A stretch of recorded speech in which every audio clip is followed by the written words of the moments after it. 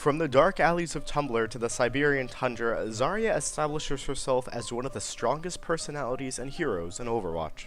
Although not often picked, Zarya is an incredibly powerful tank that can absorb damage and transform it into her own weapon of mass destruction.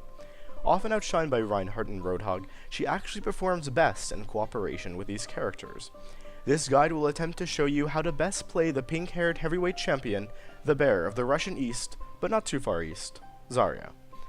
Zarya has a health pool of 400, 200 of which being regular health points, and the other 200 being shields. This means that Zarya can gradually regain half of her health naturally, giving her effective versatility in a fight. She is currently the only tank hero that has shields. Ironically, this can be considered optimal over Roadhog's immense 600 straight HP pool. This is because she doesn't necessarily have to ditch a fight early because of health, and can be reliably roamed without a pocket mercy. Although she is still a tank and is best leading the charge for your team. Health aside, Zarya also has some undeniable perks that keep her in the battle for longer. Her weapon is the particle cannon. This monster of Russian ingenuity can either fire a straight beam of energy, or, with right click, fire an explosive charge that deals incredible damage in a small area. The beam is primarily used to chase down fleeing enemies, usually only one, which may be hard to predict by lobbing the charge. The secondary is generally for attacking enemies clumped together. It's important to note that the range on Zarya's beam is not as long as it may appear.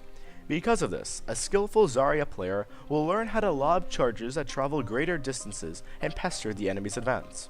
The cannon's strength is both its unpredictability and its sheer force. The weapon has a unique charging mechanic.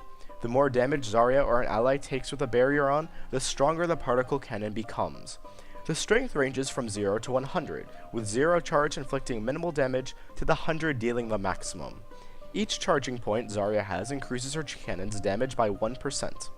Zarya will often exclaim that she has full charge to her teammates, and her suit will glow brighter, signaling that it's a good time to push. The energy orb in her cannon will also increase in size the stronger she gets. How exactly does Zarya get charged? Actually, her other abilities are just for that, the barriers. We briefly touched on barriers and shields when discussing her health pool. One of the most important things for a Zarya player to recognize is the importance of her barriers as external health. Zarya can apply a barrier on herself, called a particle barrier, and an identical one on her teammates, called a projected barrier.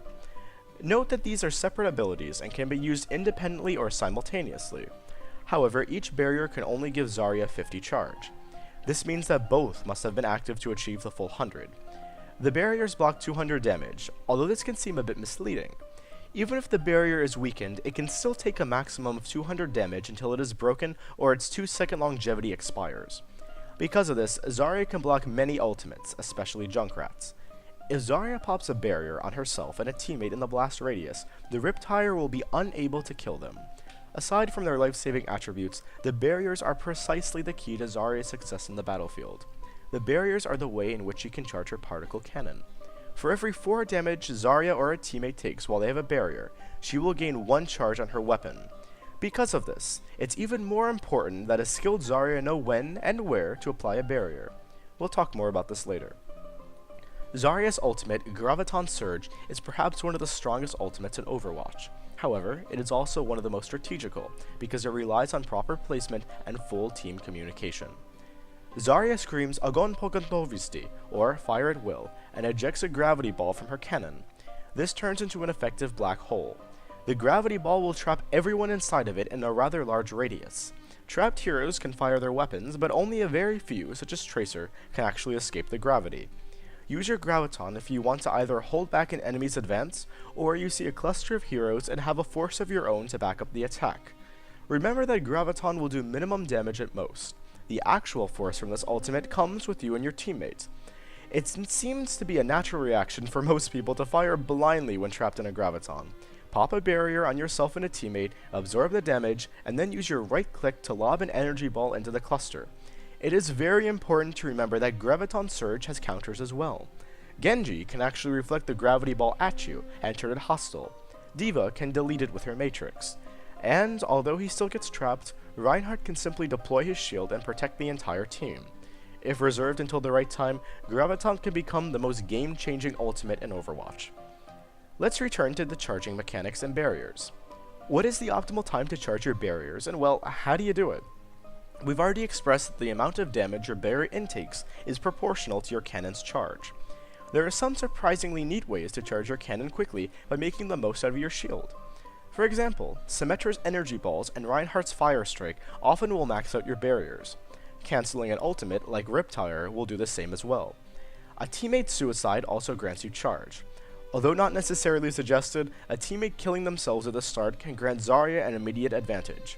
For example, on Volskaya Defense, an allied Torbjorn can jump onto the lake outside the enemy's spawn. This would grant Zarya an immediate 50 charge, while the Torbjorn still has ample time to return to his turret. I call this strategy Glory to the Motherland. In conclusion, a good Zarya player is always mindful a Zarya player.